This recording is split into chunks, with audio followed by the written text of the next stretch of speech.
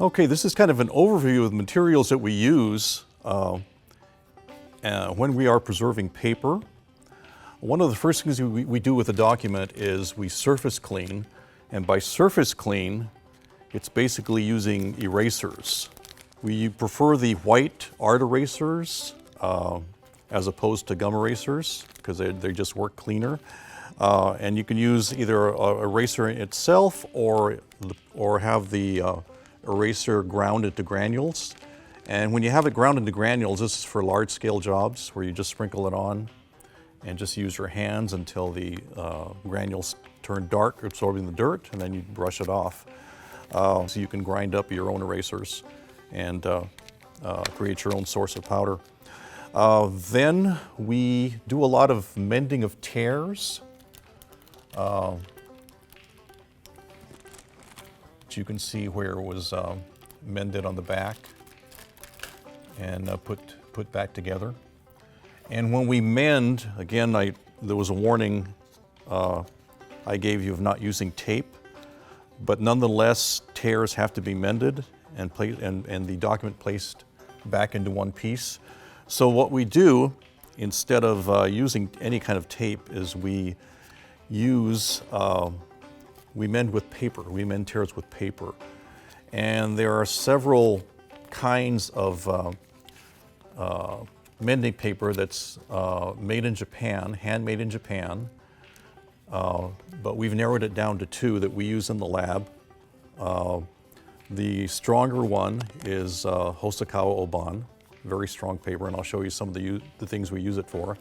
And then when we mend things on the front where you don't want, you want the text to be read clearly, then we use Kizukishi, which is a thinner mending paper. But as you can see, they're both very fibrous and very strong. And we also make custom-made boxes, primarily for books. This is a standard clamshell box, but sometimes we get unusual items that we have to create a custom-made box for, such as recording discs, or even in this case, a clarinet. So that's a big part of our job as well. When we mend, this is what we use for an adhesive, which is either wheat starch, purified wheat starch or purified rice starch. And then we also have a product called Cellugel, which we use to treat red rot in leather.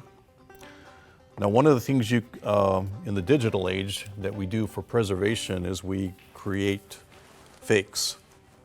This was a scan of an original bill, but the original was too fragile to be put on exhibit, and they wanted it on exhibit for about a year.